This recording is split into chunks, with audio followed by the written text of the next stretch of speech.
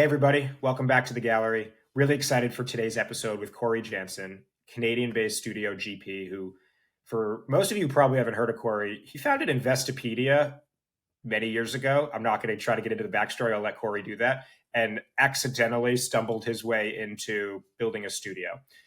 Really excited about today's topic because I think that for exited founders, there's, especially nowadays in 2024, there is a question on their minds, many of them, which is, so I'm an exited founder. Should I start a studio? And what does that look like? So that was basically Cory's story in and of itself. And today I want to really dig in. So if you're an exited founder or you know an exited founder, this episode is likely for you, whether you're already considering launching a studio or you're trying to figure out, well, what do I want to do next? And like, is a studio the right route? There are lots of resources on the web for this. In my opinion, I believe a lot of those resources are pretty surface level and 101 about, well, here's the studio model, here's how to pitch it to investors. This is more about like the personal side of what's it like to be an exited founder, an exited human being who identifies as an entrepreneur, who wants to keep building, maybe wants to get into the world of investing more heavily. And is the studio model a good fit? And that means so much more than just, is this the right next step in my career? So without further ado, Cory, welcome. Super excited to have you here. So glad we got connected a couple months back. Dude, give us the intro. Tell us about yourself. Yeah, no, just to add on to that intro, I guess what I'm most excited about the conversation, you're right. There's so much surface level BS out there. I feel like in this, I'll call it a new asset class. The more we can actually share and get the word out there about it, and the more we can actually understand how other founders are running their studios, I think it's gonna, rising tide lift all boat, whatever that cliche is, right? Like, Yeah. Because the number of times you're having to educate LPs, educate family offices, educate these groups of it, it's exhausting, man. So like, more than happy to kind of share, because my story is we're the accidental studio. I did not set out to start a venture studio, but in the end, I actually think it's the best way to actually pursue, our investments in AI. Sure. Love it. So take us back to the early days. I mean, pre-Investopedia, who was Cory at the time and what got you to building that company? Well, I was like 18. So I started Investopedia in second year of university. Wow. So this was kind of like 98, 99, basically the peak of the dot-com bubble. Yeah. So I don't know, like I kind of, so I'm 43 now. I just think back, like now, I guess, being one of the old guys, right?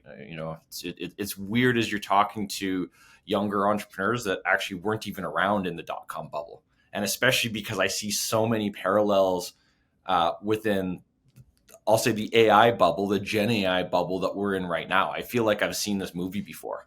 So we were Investopedia, and again, those who are finance geeks or have done an MBA, people come up and they'll like high five and just like, oh my, I could never have got through school without you. But if you're not, then you've never heard of it. And people are like, Investopedia, who knows, right? So for those who don't know, it's basically a financial education website. And so it came about because we were just trying to start a .com in the .com bubble. And so we'd sit there after studying, my co-founder, myself, my friend Cory, his name's Cory Wagner. And, we sat there and we scanned out like the biggest, baddest investment website we could ever imagine. And this was like in a bar after we were studying one day at the University of Alberta in Canada. And, the next day in a more sober light, we kind of realized, okay, we don't have the resources or the skills to do all this. So why don't we start off on this investing dictionary? Because it's timeless content. And so if you do it once, we could get that. And then we get to the fun stuff. Well, it turned out we never actually got to the rest of it. It's just that we found this niche within education, right? And it turned out to have really great economics. So bootstrapped it, ran it for a few years, and then sold it to Forbes in the late 2000s to kind of to compress the kind of journey there, that arc of over a little under a decade. Amazing. So you're in your mid to late 20s when you sold the company, is that right? 27. 27. Yeah, not 27. Bad. Yeah, Good 27. I mean, so tell us about being a 27-year-old exited founder. What was going on? I talk about, it's sort of weird talking about this on a podcast, right? Because I'll talk about this one-on-one with founders all the time. I was more depressed and more unhappy than any other point in my life. More depressed and more unhappy than any other point in your life after selling Investopedia. You got this big bag of, and I've been heavily involved with entrepreneurs organization, EO entrepreneurs organization, and now YPO. And it's even one of those things, like you talk to other founders that haven't had an exit, they're like, oh, poor baby, go cry with your big bag of money, right? But like as I processed and thought of it over, it took me a few years, but like we started this thing out, and like first goal is, okay, we wanted to pay off our mortgage, right? And so we had a house and small mortgage, and so you set that goal and you get there, and then you're like, okay, well, I want to be a millionaire, and so you really work at that, and you kind of accomplish that goal, and then okay, my next goal is I want to have a net worth of X, right? And so then you get it, and you kind of sell your business, and you almost feel like that's finality, right? You're like, okay, well, this is what I wanted, but what I didn't do is I didn't figure out what the next step was. I didn't figure out, and so you basically didn't have any purpose. And I didn't realize, like 27-year-old me, is that if I don't have purpose, if I don't know where I'm going, that to me is almost the definition of unhappiness. And so I couldn't understand why I was so depressed, and why I was probably actually an asshole, probably, and it was just super, super shitty. Yeah. In the years following, did you spend a lot of time with other exited founders, and did you find that was a common feeling, or did you feel super alone with that? Totally alone. I mean, and you got to remember, like there are some online networks for this sort of stuff, and there's some and you might come across people every now and then, but I mean, that's why I try to make so much time for anybody that's going through the process and just sharing my experience on it, and people can take from it what they will, right? Yeah. But no, I mean, I think that's one of the problems, right? Is that you don't talk about this, and you like, the game's not over once you sell. It just means you have different problems. So yeah. I'll give you an example. So we did like this, everybody says, like, don't make rash decisions with your money, right? Like, just, you have this, we had like everything basically in cash, like basically in like, CDs, like kind of treasuries essentially, right? But I'm in Canada, so we sold in US dollars. We said, okay, we're just gonna not do anything. Well, in the few months after we sold, the Canadian dollar strengthened to the point that on paper we had this massive loss from the currency exchange rate. Like, we didn't do anything. All we did is just sit tight. We didn't go buy a Lamborghini, didn't do any of the dumb shit, right? And so then you're watching the exchange rate every day, and all of a sudden you're stressing out about that more than anything. So when you're running your business, you've got your OKRs, and you're growing consistently, and you're in control of it. So your net worth's here, and you compound and make, and then your net worth's here, and a small dip, even though you're 10, 50, 100 times what you were beforehand, you're like, oh my God, like a negative cash flow over this quarter. You're just super stressed about it, right? Because you're not an investor yet, right? You're good at being a founder. And so for myself, I had to completely try to reinvent myself and my mindset. And I did it really poorly, to be honest. So what'd you do? Well, I mean, just realizing this, of understanding kind of like without a goal, without this purpose, if I knew that and kind of reset, like one time, this one other, I was told by this one guy, and this is sort of a YPO type situation, and he called me out. He's like, dude, you're freaking stagnant. Like, wake the fuck up, right? And I was pissed off, but like it was stagnant. I mean, to be called stagnant by another entrepreneur who you trust and respect, brutal, right? Yeah. But he was right, and I've joked with him about it now, and I said it was one of the best things anybody ever said to me, right? So, sure.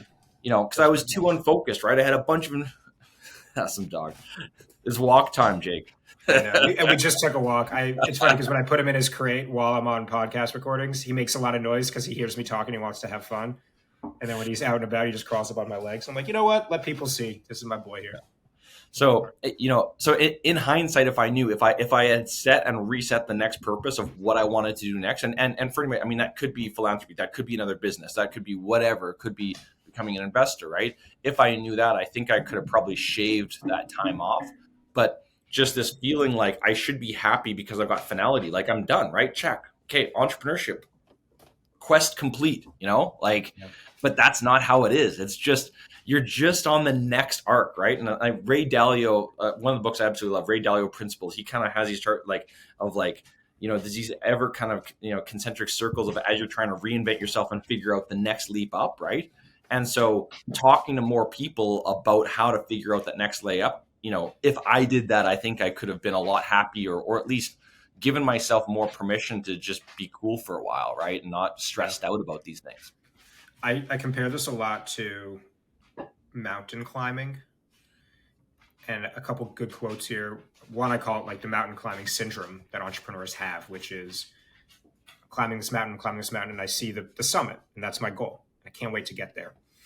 And then you get pretty close. You're maybe like 200 yards from the summit, and now you're high enough to see the rest of the mountain range. And there's another summit that's a little bit higher, right? 25 miles out north. And you're like, wow, look at that one. Oh my God, I got to get there. Then you reach the original summit, and you don't feel anything because you're already now fixated on the next summit. And then you go down, you start climbing the next one. It just keeps happening over and over again. And this is a syndrome where you're never enjoying the summit. You're never actually getting to revel in this accomplishments because you're on to the next one. And so I explained this to a friend of mine. I'll give her a shout out, Lizelle Van Vuren, based in Denver, incredible entrepreneur. And she's like, you know what, dude? It's not about climbing mountains or summiting at all. It's about living a life and being proud to be someone who climbs mountains. That's so awesome. I love that. I absolutely love that. Right? No, I think that, that's probably a far more articulate way of describing exactly how I'd feel. So, and I was just spending time after that. I was just investing, right? And, I basically got a Bloomberg terminal and was doing kind of deep value investments. For those stock geeks out there, I was just looking at like spin-offs, rights offerings, merger securities. Like basically I was reading all day. And so I wasn't having to deal with all the employee issues, and I was just having, it was okay. Right. But kept on getting pulled in. So people kept on saying, hey, why don't we do the Investopedia of this industry or that industry? So think like really boring kind of like industrial, like we started like an industrial safepedia. It's still up there, right? We did one in the corrosion industry, believe it or not. So what I basically did is I kind of threw in a couple $1,000,000 and built out a platform, essentially a CMS. Like it's not like WordPress was where it was at 15 years ago, right? But I essentially built, this CMS to cookie cutter pedia websites. And we launched about a dozen of these because, locally, lots of people kind of knew of our story and that. And so the whole idea was if we did the tech back end, if I could attract other founders coming in. So again, and, never thought of it as a studio, never thought of any of that. I just wanted to make investments with what I knew. And I thought, hey, creating content and driving traffic through kind of long tail searches on the internet, I knew that. I knew how to do it. And so to me, it was like making angel investments in that space. I didn't necessarily want to get operational, but made a lot of sense from an investment thesis. And so that was okay. So we had a bunch of these sites, but we were spending a ton of money on freelancers. Like my Upwork bill is massive, right? So think like freelancers in India and Philippines and across the US creating content for all these sites. And that's what actually got me in a roundabout way into the AI space. So where I'm from in Alberta, Canada, there's a really good university around AI. It's like a top 10, top 20 school worldwide for the academic side of AI. There's a guy there by the name of Dr. Richard Sutton who literally wrote the book on reinforcement learning, one of the big branches of AI. So I approached some of the profs at this in 2015 with a project on doing algorithmic content generation. So keep in mind, this is 2015. So Gen AI wasn't even, it wasn't a buzzword. It wasn't even the paper that enabled everything that you see with large language models and this. I use LLMs synonymously with Gen AI. It's not completely true, but just for ease of discussion here. The paper didn't come into 2017, 2018. OpenAI was doing work in the 2020s, and now it's obviously front and center here with the hype cycle that we're in. So I was early by about 5 years, and let's say off by $500 million or so in terms of what it would take for that project to be successful. Sure. So I want to touch on this point that you kind of glossed over that I think a lot of studio curious studio folks, studio curious people and studio aficionados should really focus on, which is a model that I've seen quite a few successful studios pull off, which is we're going to build a portfolio of ventures that are in different industries, but it's pretty much the exact same business model and pretty much the Right. exact same tech. And if you think about it, what you could pretty much do is spin up, you take the first one, take Investopedia as a good example. It's like a CMS with, what are your colors? I think they're yellow and red or something. The brand colors. Yeah. Or the invest people. Yeah. Nice. Yeah. Let's say it's like you've got this logo. It's an I with a circle around it, with the letter I, and it's yellow. Yeah. And it's for that space. And it's like, all right, we're literally going to duplicate this website 15 times and just change the color and the logo for each of them. And now make one of them for the industrial safety space. One of them is for nursing. One of them is for run the gamut across industries. And now you've got a portfolio. But the cost to build each of these quote unquote products in the back end, it's expensive for the first one. And then it's just like duplicated for the rest. So the cost is really low. And when you understand the business model, you then just need to get sophisticated. And your challenge then is like, how do we penetrate each market? How do we market it? How do we position it? Just get good marketers. And I love seeing studios take that model and they're intentional about it. They're like, no, this is our model. And we're just going to build each of these companies to 100 million valuation and sell them, which is bigger than it sounds. Or they're going to be cash flow generating companies and that's going to be our portfolio. And that's a great, you go to LPs and pitch that and good, makes a lot of sense. Love it. I think people ignore that model too much. And I think we should see it more. And you did it accidentally. It wasn't we're going to build this whole portfolio of companies like this. You just were having fun. And I never, and even now barely referred to, I was just trying to make investments. This was almost by controlling the tech, I gave myself some safety for a bunch of the angel investments I made. But I completely agree with your thesis. Where I screwed up, we didn't put enough effort around the founders. And what we ended up happening is anybody that pitched us, hey, I want to do this in this industry. We're like, well, we know all the pieces about this. You have that subject matter expertise, but we got a bunch of entrepreneurs, right? We had a bunch of people that were maybe in corporates or, sometimes we would, we did Insurancepedia, right? And well, the guys were working in insurance. They knew that piece of it, but didn't necessarily, go off and be full time on it, right? And so the venture, so to start any venture, you want to, de-risk to a certain extent. There's a real lesson I think here that I spend a lot of time thinking about.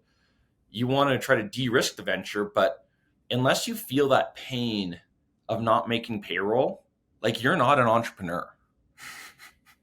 And unless you've had to if I piss off someone from this, and I mean that figuratively, not literally in this, unless you've lost sleep over making payroll, right? I think that is a single founder that's gone straight up, right? That is literal. That I don't think, if someone's upset by that, let them be upset, but that is so real and so under discussed. I was sitting down with a mentor friend a couple months ago, going through another cycle of cash flow challenges with my business, because it's what happens when you're in year one of starting a company. And I was like, it's so rough, it's so hard. And he's like, dude, shut up. Did you really think you could start a business and not have cash flow challenges at any point in time? Did you really? And I was like, that's a good point. Obviously. I had obviously it comes up. Richard Branson once, right? And I brought this up. And Branson was like, I mortgaged my house 3 or 4 times on the way to becoming a billionaire. He was basically out of money all these various times and would just, and not once, right? But multiple times getting back to it, right? The world's most famous, Playboy entrepreneur, right? So I think you're right. It's always an issue. And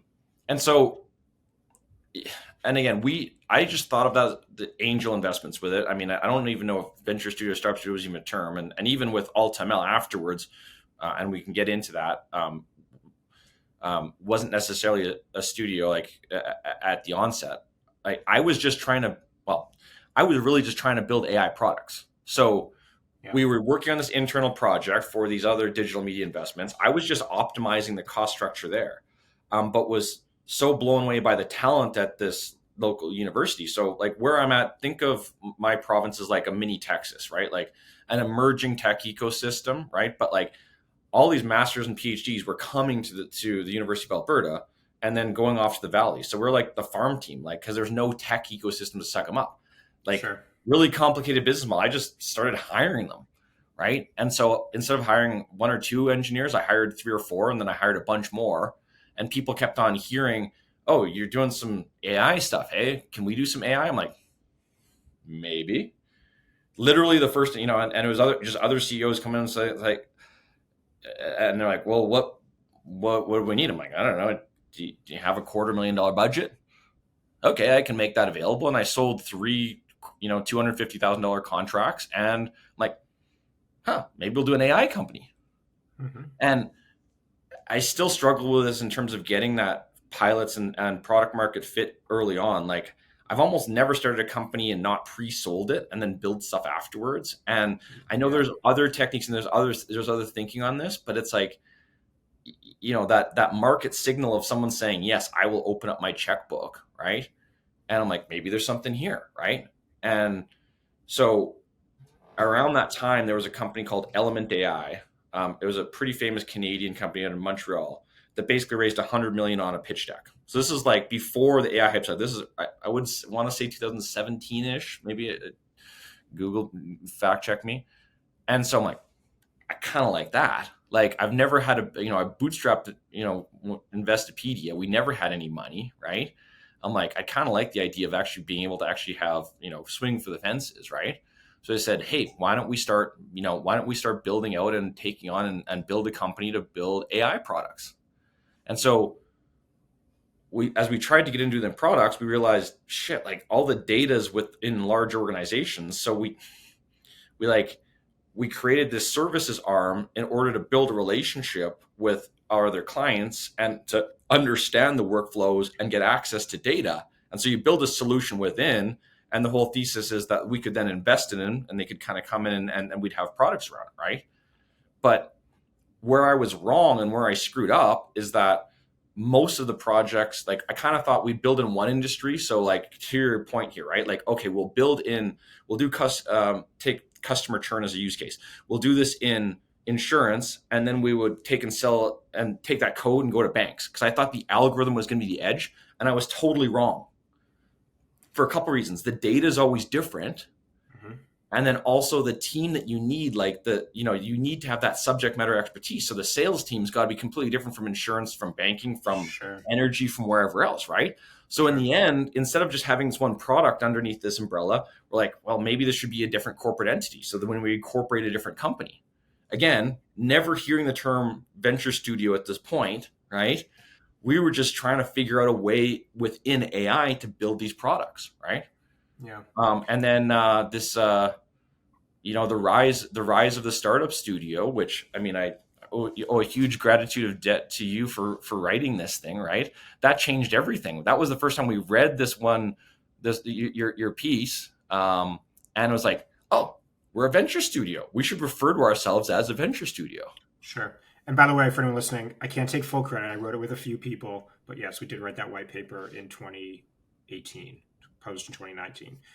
I'm curious, and thank you for the shout out, by the way. It's great to hear that how impactful it has been, even in years. I mean, it's been 5-6 years now since it came out, and like still. And I was saying we should call ourselves a startup studio because I think in that piece you're like, startup studio is what more people are talking, because it was so confusing for people, right? And then internally, like, I just lost the bet. People kept on saying they liked venture better, right? So I was actually trying to take your advice of that piece of it.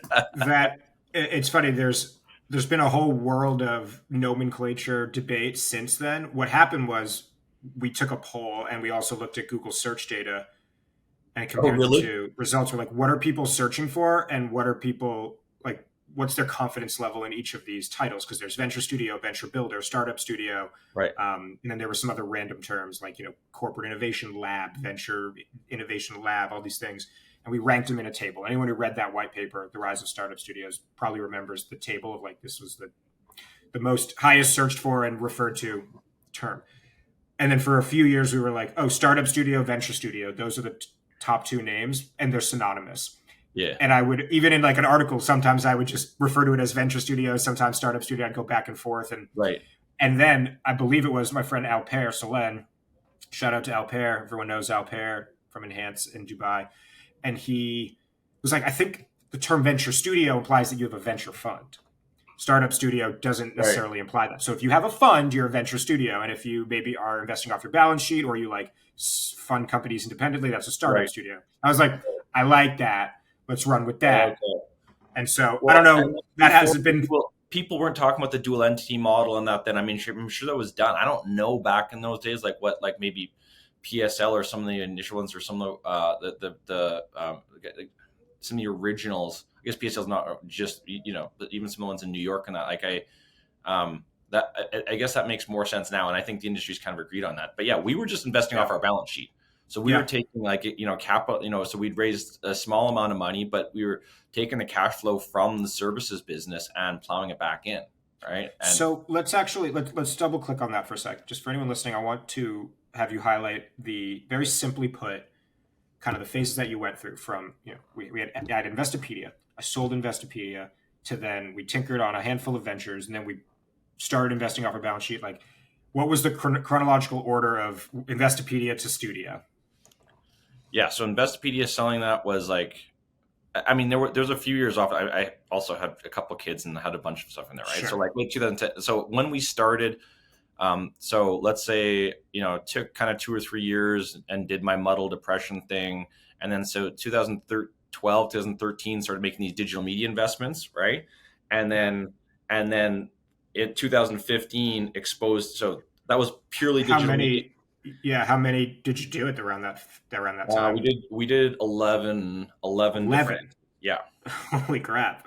I was thinking you're going to say like 3 or 4, and then you're like, all right, we've got a portfolio, Yeah. but And 11's a we made lot. money off of, like, we've been selling them off recently. But here's the thing: digital media has changed in a big way too, right? Sure. So Investopedia was an SEO game. So like your thesis is correct, so long as things don't change or like the element of the business model still works, right?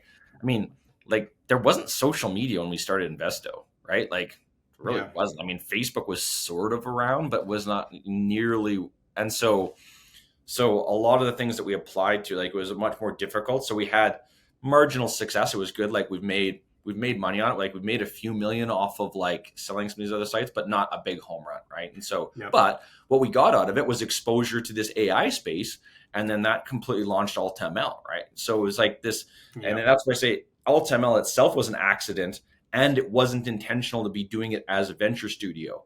I was just trying to solve this. I believe that AI is going to be the biggest transformational change for humanity, right? Or maybe the biggest technical change since the internet itself, and it's going to affect every industry. So I'm like, how do I place bets on AI overall?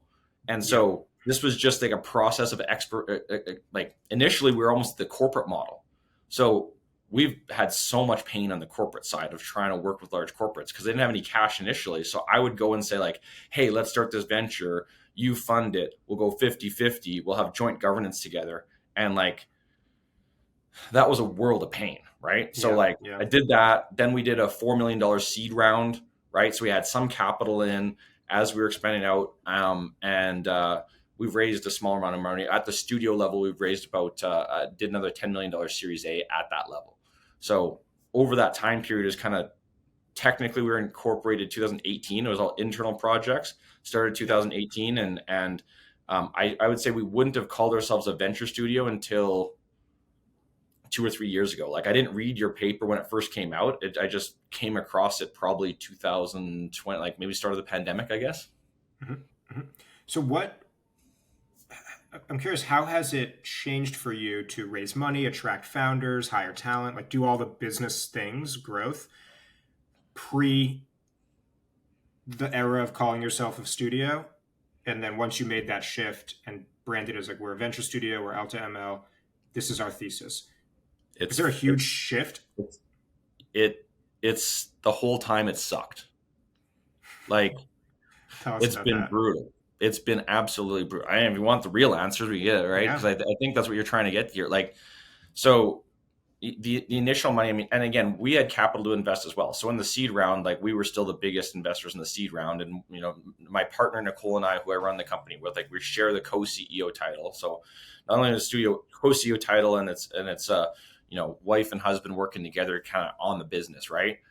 So we've always been the largest investor, but then like I've pivoted a few times in terms of what we've called it. And right now, finally, there's some, like VCs hate us because they hate the services side of the business, even though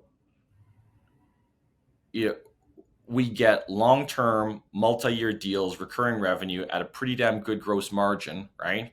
Like to me as an entrepreneur, I'm always looking for quality of revenue, right? I hate trying to sell and make sales. So recurring is absolutely critical, right? And we've got multi-year deals, right? From like brand name clients. And as well, like we add value to them and put solutions into place. But essentially, I view it like we get paid to do our technical feasibility. Like we've seen now 400, 450 AI use cases. I think we're amongst the top in North America in terms of seeing AI use cases in a variety of industries, right? Yeah. But VCs hate the studio, hate the services side. And then as I've launched the GPLP structure, it's like, you're an emerging manager. Well, I was kicking off fundraising. I was in Miami right when FTX was happening. Even though we have nothing to do with crypto, if you're talking to a guy who just lost tens of millions of dollars the previous day, he's not cutting you a check, no matter Yeah, it what your doesn't previous matter. conversations were, right? Sure. So we've also had corporate VCs that have had changing investment mandates. So to try to actually deal with the corporate side and losing champions, as well as trying to explain the model, I feel like it's starting to get further along, but the vast majority of conversations, people still don't even understand what a studio is. So Yeah. we're trying to fast track that to actually get to GPs that understand the model. And so you can have an intelligent question like, okay, tell me what percentage of the cap table do you take in your strategy early on, right? And you can go Mhm. through that piece versus, I've had probably 30 or 40 conversations with VCs that go, I hate studios. You guys fuck up the cap tables. I don't want to, and you're just like, okay, well, I guess this is going to be a short conversation. Yeah. How much has that changed since the AI hype train, as you put it, became a thing this year? I think we're one of the best ways to play AI. Um, I, I'm still mostly having conversations with family offices.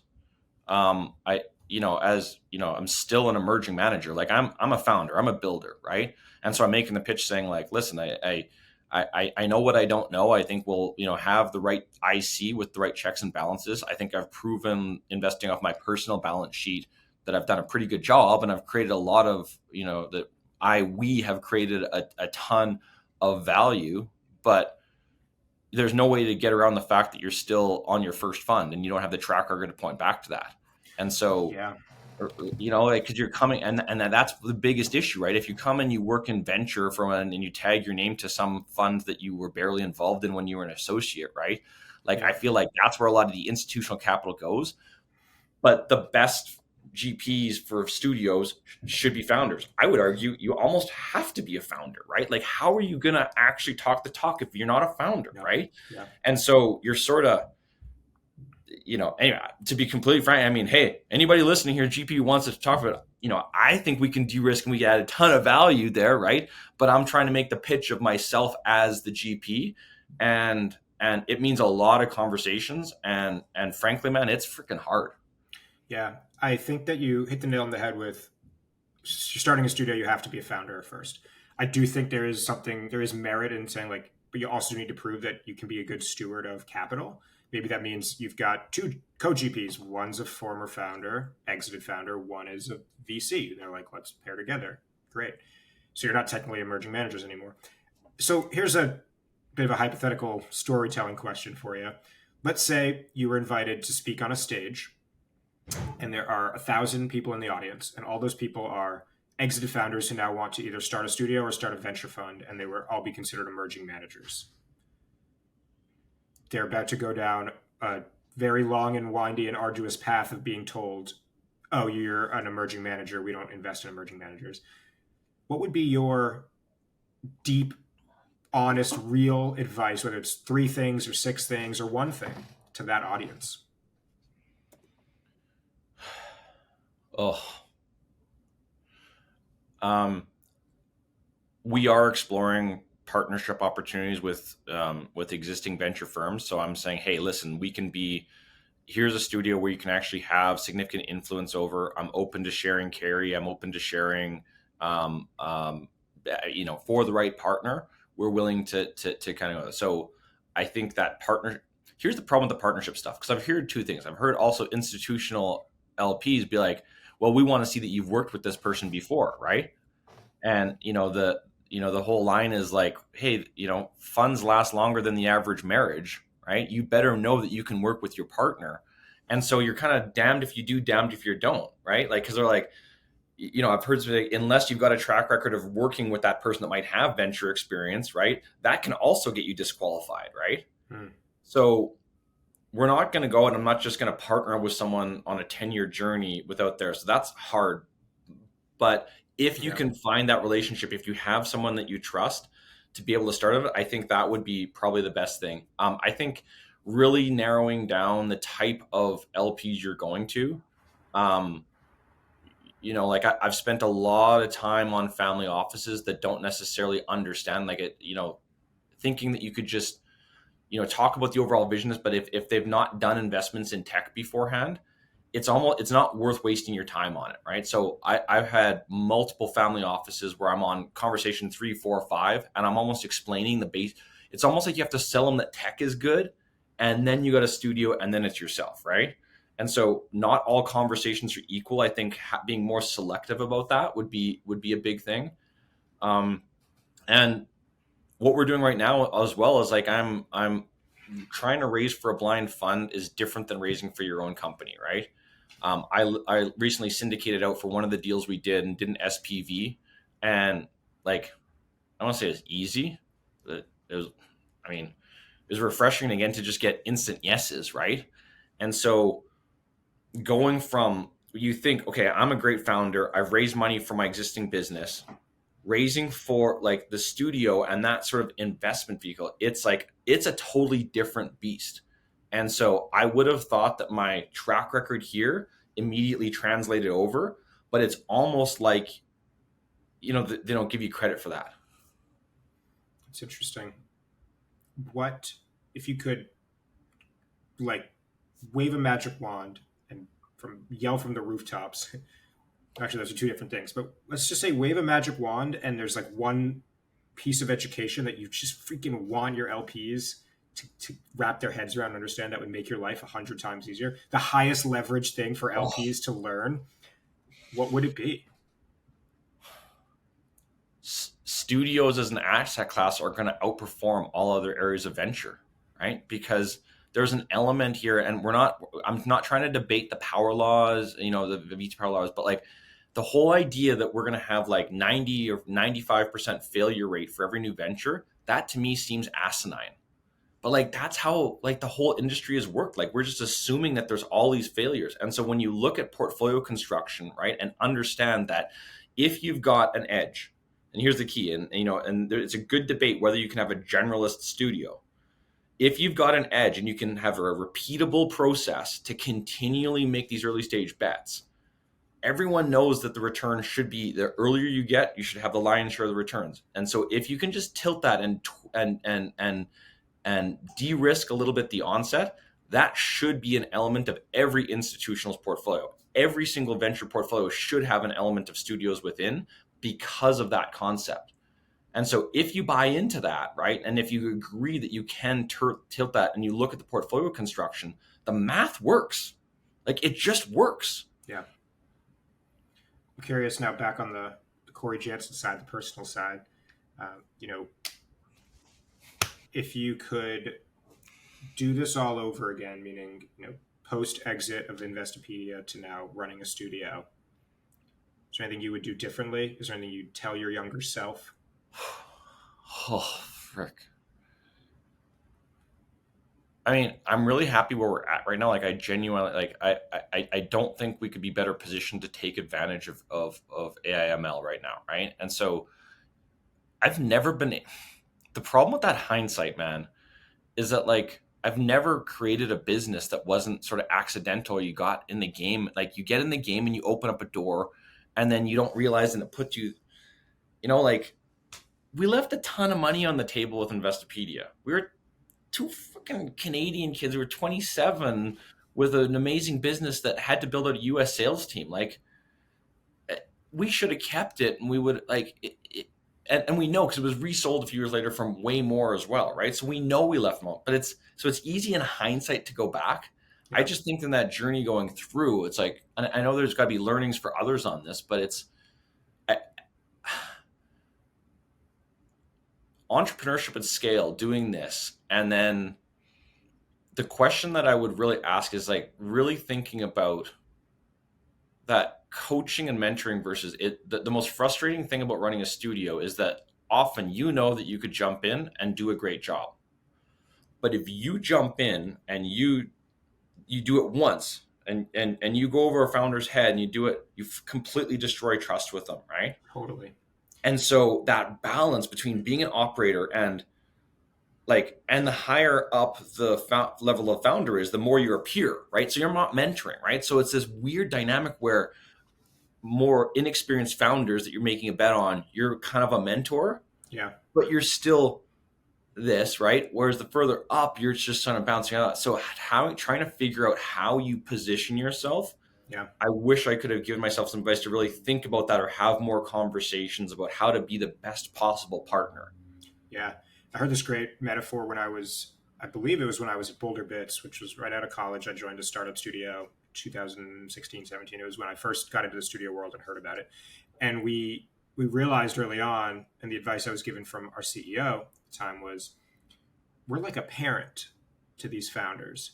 And when you think about parenting, I don't have children, so I can't really relate, but I get that this is a real thing, which is there are sometimes your kid fucks up or they need some guidance, and sometimes you got to just step in and take care of it for them. But then that might keep them in the nest longer when they're 18. Sometimes you got to let them fly and make a mistake and figure it out on their own, so that when they do turn 18 and leave the house and have to be out on their own, they're more well equipped to handle the real world. It's like Yeah. sometimes emotions are heightened in the moment and you got to make that call. Does that analogy, both as a parent and now as studio GP, hold up? Yeah. I mean, kind of, but at the same time, like, I don't feel like, I mean, we've got uh, some amazing founders that we're working with, and I don't think they would appreciate it being described as that type of relationship. Like that seems Totally. weird. Like I think I'm like I'm an asset at their disposal, right? Like I don't Yeah. make any freaking money until they make more, right? And so I like to think of it as partners Yeah. more so than the parent, right? And so figuring out that partnership dynamic, and it took me 3 or 4 times of doing this, of like trying to, so I guess to be more succinct to your answer of I wish I would have spent more time talking with other studios about how to identify great founders and what those profiles are, because I've screwed up there big time, right? Mm-hmm. And like I've tried, I had a thesis that let's go and get, kids that had Y Combinator or Techstars, and it had some battle wounds, so maybe they don't necessarily have to have the success, but they've seen enough of that, so now that they're hungry and they'll come in, and we can place them in something even though they didn't understand the industry. And I've probably lost 750K on 2 or 3 kids, right? That like, now on my criteria is like you have to have that domain expertise, right? If they don't have the industry days, we can provide the AI, but like, that profile didn't work, right? Sure. And so how to identify the right type of founder that will work for your model, and then how to establish the relationship so it is one of partnership. I think I got the formula now, but like that one I did not do well. Well said, man. That is insightful. I have one last big question for you before we start to wrap up here, which is I'm thinking about your chapter where you were post exit and depressed, and now you're at another chapter where you are building a studio and it's hard, probably in all the ways. Which would you prefer? Which chapter would you rather be in? Oh no, it's hard now, but I'm having a ton of fun. Like, I mean, the cool thing with this too is like you go through and you get to talk to the most amazing people and inspired by like these big freaking crazy ideas, right? Like as we've got our pipeline and our playbook laid out, like I mean, every week we have, like, I was talking to our head of studio the other day. It's like, right now we've got more good ideas than we have capital, right? And we're attracting all these amazing founders pitching these great ideas. Like, it's exciting, man. It's fun. That's what I signed up for.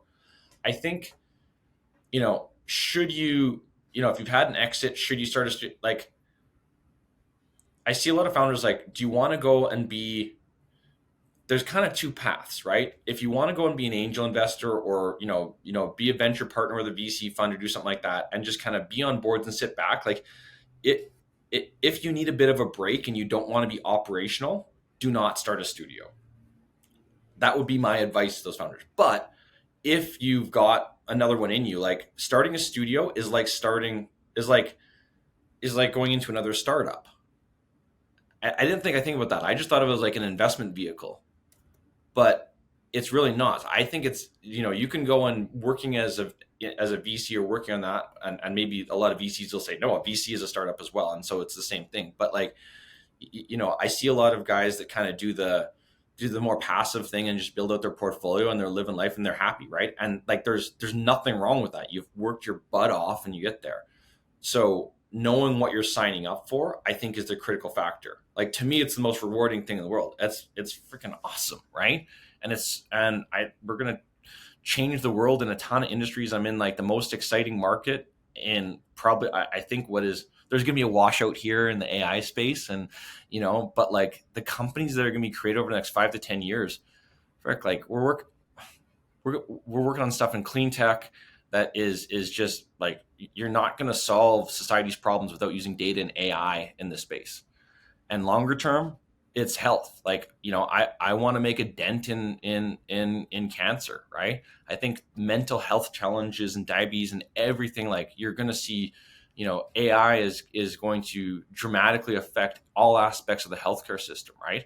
That shit gets me excited, right? So, but like, the choice is really how much energy you have, and are if I thought of it as signing up for another 10-year journey of another startup, like, that would have probably helped me make a more intelligent decision around that, right? In terms of what's actually coming around the corner.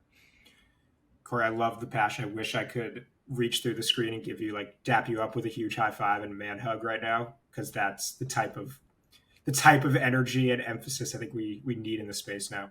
Dude, it was really awesome having you here today. How can people get in touch? Hey, I do all my LinkedIn, so just ping me on LinkedIn. It's also Cory J at Alta ML, CORYJ. Yeah, love to talk to any potential founders. I mean, obviously, if you're, if you got money and you want to be an LP, love to talk about that. But we are pretty open with our playbook, and so we will share our playbook with anybody. We will always look for be poking holes in it. I don't think studios can really share deal flow together as much on that. But like, happy to talk about process and anything that we can share if that helps others. Would love to have the conversation, and hey, man, I really appreciate what you're doing and bringing together those in the community, right? Like, the more conversations we can have and the more kind of open we can be about it, I think it's going to be good for all of us. Thank you. Yeah. Cory, thanks so much for being here, man. Excited to see how this episode does.